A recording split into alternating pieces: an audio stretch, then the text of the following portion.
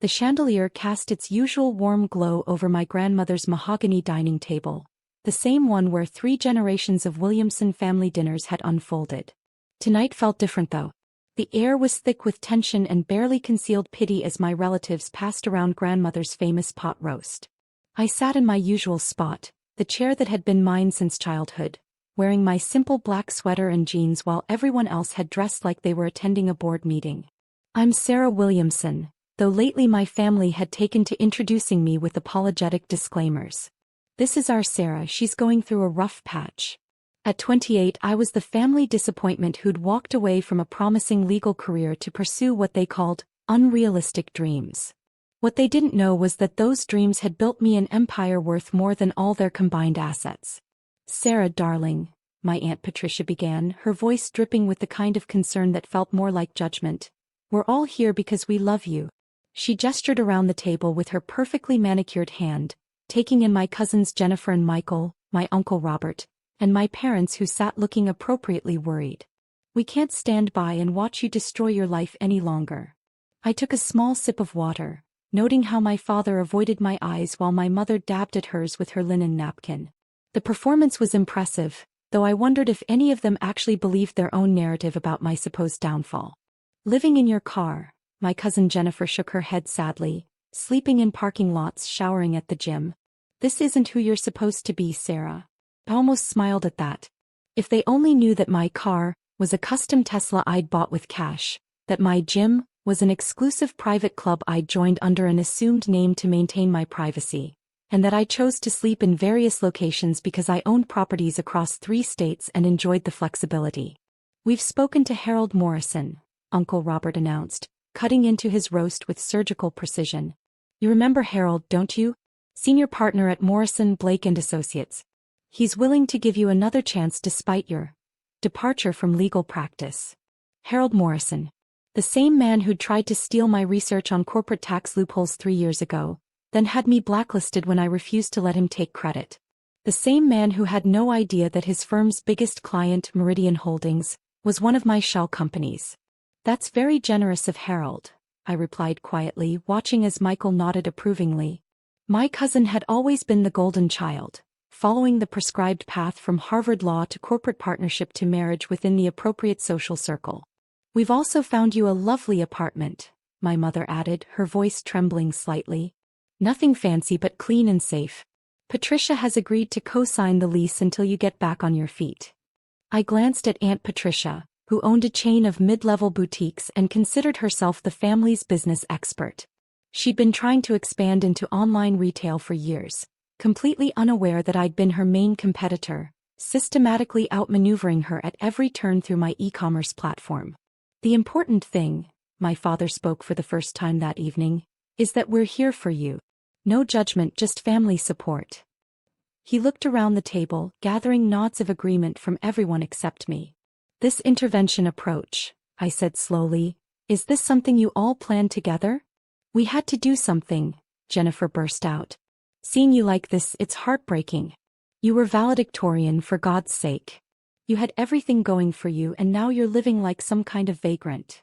The irony was almost too much to bear.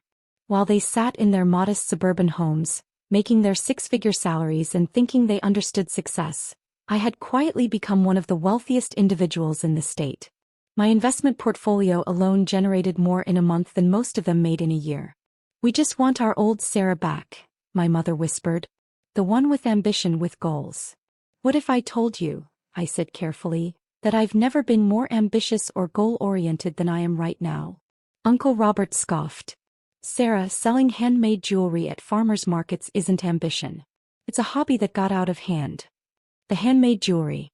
That was the cover story I'd been maintaining for 3 years while building my actual business empire.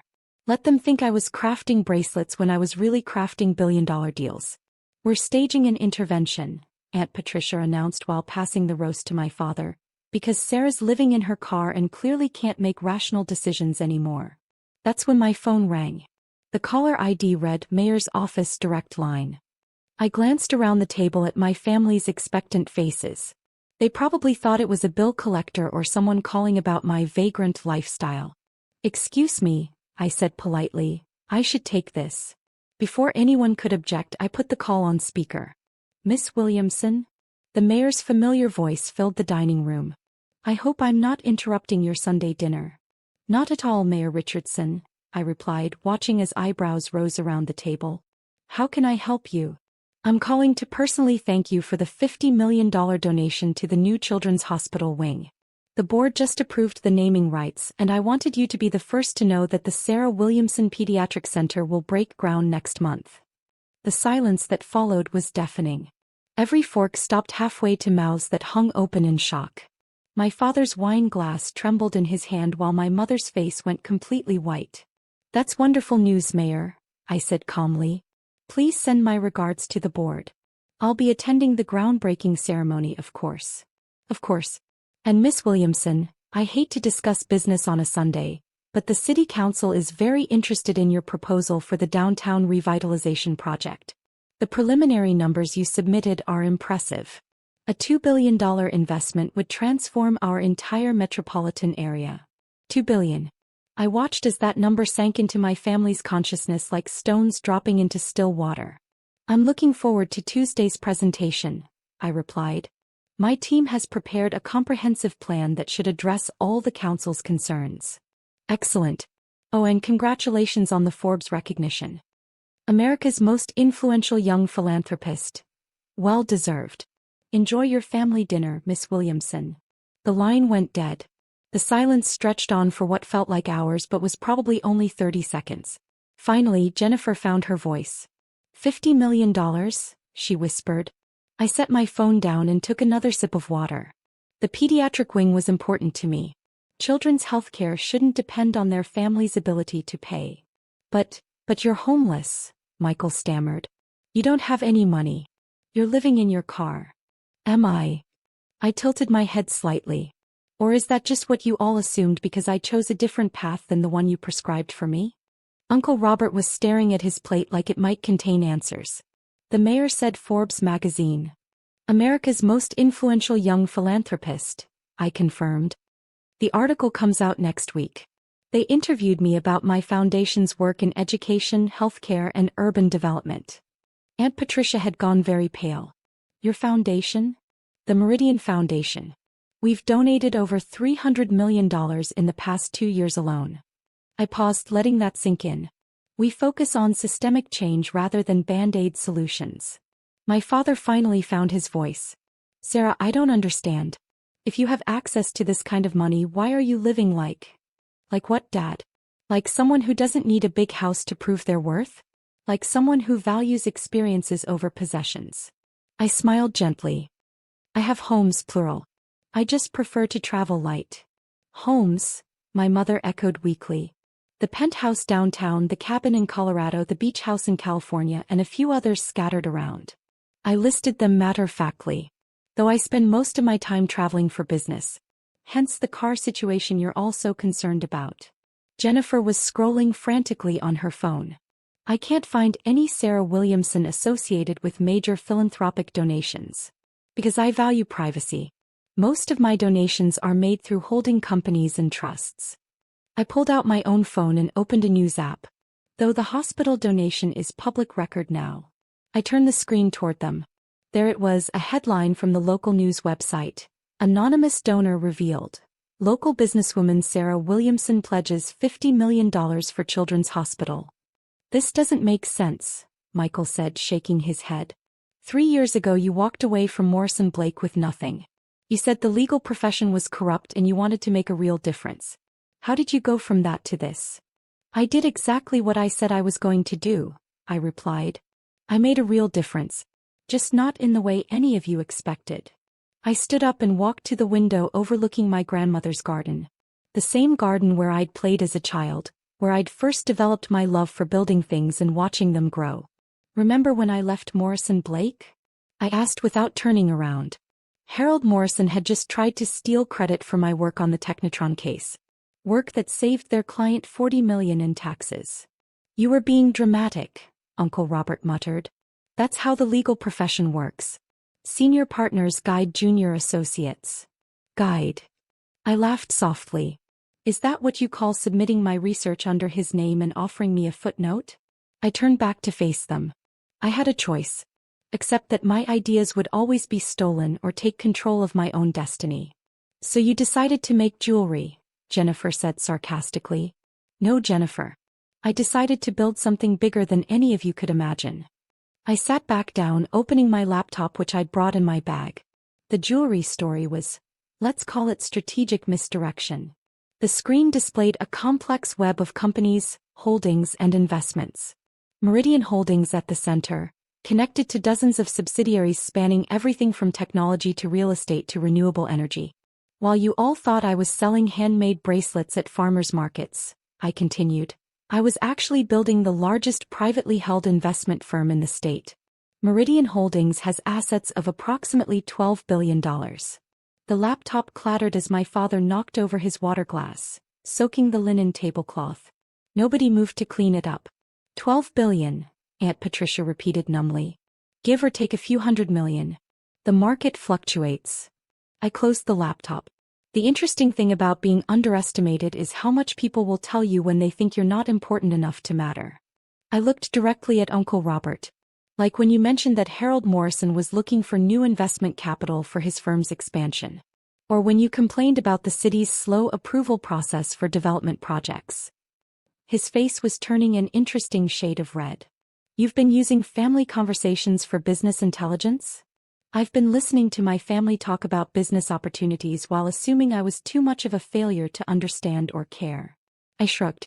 Your assumption, not mine. Michael was still staring at the laptop. But the car, the clothes, the carefully cultivated image of failure? Yes, that was intentional. I smoothed my simple sweater. Amazing how much more efficiently you can operate when no one sees you coming. My mother hadn't spoken since the mayor's call. She sat frozen, her hands clasped tightly in her lap. Finally, she whispered, Why didn't you tell us? Tell you what, Mom? That I was succeeding? When would have been a good time? During the lectures about responsibility? The interventions about my unrealistic dreams? The constant suggestions that I come crawling back to Harold Morrison? We were trying to help, my father protested. No, Dad. You were trying to control. There's a difference. I stood again, gathering my things. You couldn't accept that I might have my own vision of success, one that didn't fit your narrow definition of achievement. Where are you going? Jennifer asked. I checked my phone. I have a conference call with my Tokyo investors in 20 minutes. The car is actually perfect for international calls, excellent soundproofing and privacy. As I headed toward the door, Aunt Patricia called out, Sarah, wait. We made mistakes. We didn't understand. I paused, looking back at my family sitting around that familiar table. They looked smaller somehow, diminished by their own assumptions. The apartment you found for me, I said to my mother. What's the address? She fumbled for a piece of paper. 1247 Riverside Drive. It's a nice complex. Patricia knows the owner. I smiled. Patricia, you know the owner of Riverside Commons? Of course, my aunt replied, confusion clear in her voice. I've been trying to get a meeting with them for months about retail space in their new development. Well, I said, pulling out my car keys, next family dinner we should discuss that retail space. I'm sure we can work something out. I was almost to the door when understanding dawned on Patricia's face. You, she whispered. You own Riverside Commons. Among other things. I turned the doorknob. The apartment you picked out for me is actually quite lovely. I designed it myself when we were planning the complex. The silence that followed me out was different from the earlier tension. This was the silence of a world quietly reshaping itself, of assumptions crumbling and new realities taking their place. As I walked to my Tesla, not exactly living in my car in the way they'd imagined, my phone buzzed with the first of what I knew would be many messages. Apologies, explanations, requests for meetings and advice and investment opportunities. But for now, I had that conference call with Tokyo. Real business, real decisions, real impact on the world. The kind of life I'd always dreamed of building, brick by careful brick, while my family worried about the foundation. 3 months later, I sat in the same dining room for Sunday dinner. The atmosphere had changed considerably. My family had adjusted to their new reality with varying degrees of grace, and I'd adjusted to being seen rather than overlooked. The pediatric wing is beautiful, my mother said, passing the green beans. We drove by yesterday to see the progress. The opening ceremony is next month, I replied. You're all invited, of course. Uncle Robert cleared his throat. Sarah, I've been thinking about your offer to help with my investment portfolio. If you're still willing. I smiled. Of course, Uncle Robert. Though I should mention that my minimum investment is usually $50 million. For family, I suppose I could make an exception.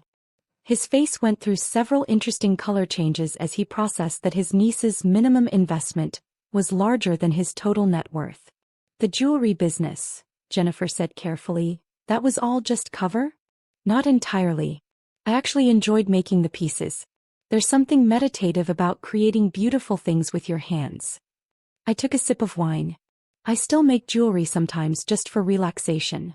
Relaxation from running a $12 billion empire, Michael added, shaking his head. I'm still trying to wrap my mind around it. Aunt Patricia had been uncharacteristically quiet throughout dinner. Finally she spoke up. The retail space at Riverside Commons. Consider it yours, I said. Below market rate, of course. Family discount. But I haven't even submitted a business plan. Patricia, you've been talking about expanding online for 3 years. I've heard every detail of your plans during family dinners. They're solid. You just need the right space and some startup capital. She blinked rapidly and I realized she was fighting back tears. You're going to fund my expansion? I'm going to invest in your expansion. There's a difference. I believe in the potential, but I expect returns. My father had been quiet through most of dinner, but now he leaned forward. Sarah, I owe you an apology. A big one. Dad. No, let me say this. We spent 3 years worried about you, pitying you, trying to fix you. And the whole time you were building something extraordinary. We should have trusted you. We should have supported your dreams instead of trying to force you back into ours. The table fell silent. This was as close to emotional vulnerability as my father ever got. You did support me, I said quietly. Not in the way you intended, but you did. Every time you underestimated me, it made me more determined. Every time you suggested I was failing, it reminded me why I was building something different. Still, my mother added, we could have been part of your journey instead of obstacles to it. I looked around the table at these people who'd raised me, shaped me, and yes, underestimated me. But they were still my family. You're part of it now, I said. If you want to be. My phone buzzed and I glanced at the caller ID. Excuse me, this is important. I put the call on speaker again just like that night 3 months ago. Miss Williamson? This is President Martinez from the university. I'm calling about your proposed donation for the new business school building. Of course, President Martinez. Did the board approve the curriculum changes I suggested? They did unanimously. The Sarah Williamson School of Social Enterprise will be the first program in the country to focus specifically on using business success for social impact. The $100 million endowment will fund full scholarships for students from underserved communities. Another number that made my family's eyes widen. But this time instead of shock I saw something else. Pride. Wonderful, I replied. I'll have my foundation's education team coordinate with your development office on the details. After ending the call, Jennifer was the first to speak. $100 million for education, she said softly. Sarah, you're not just successful. You're changing the world. That was always the plan, I replied. Success without purpose is just accumulation. I wanted to build something that mattered. As dinner wound down and my family began to leave, each of them stopped to hug me goodbye. Real hugs, not the perfunctory ones from before. Uncle Robert whispered, I'm proud of you, in my ear. Aunt Patricia promised to send me her revised business plan by Tuesday.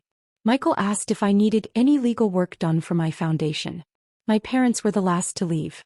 As they gathered their coats, my mother turned back to me. Sarah, that intervention dinner was exactly what I needed, I finished. It reminded me why I was working so hard to build something different. We love you, my father said simply. We always have. We just didn't know how to show it properly. I know, Dad. And I love you too. All of you. After they left, I sat alone in my grandmother's dining room, surrounded by the ghosts of 100 family dinners. The chandelier cast the same warm glow, but everything else had changed. My phone showed 17 new messages from reporters wanting interviews about the university donation. 5 meeting requests from other philanthropists. 3 invitations to speak at conferences. But right now none of that mattered. Right now I was just Sarah Williamson sitting in my childhood chair, remembering the little girl who used to dream about building something that would make the world better. Mission accomplished, I thought, smiling as I turned off the lights and headed home. To whichever home I felt like sleeping in tonight. Sometimes the best revenge isn't proving people wrong. It's proving yourself right in ways they never imagined possible. And sometimes, if you're very lucky, the people who underestimated you might just surprise you by becoming your biggest supporters. The next morning, I woke up in my downtown penthouse to find a text from Jennifer. Saw the news about the school. Mom's crying happy tears and Dad's bragging to everyone at the country club. You've made us all so proud. I smiled, looking out over the city I was helping to rebuild. Being understood was nice. But being proud of what I'd built? That was everything. The homeless intervention had worked, just not in the way my family had planned. It had reminded me that home wasn't about where you slept or what you owned. Home was about the people who loved you enough to worry about you, even when they were spectacularly wrong about what you needed. And now, finally, we were all on the same page.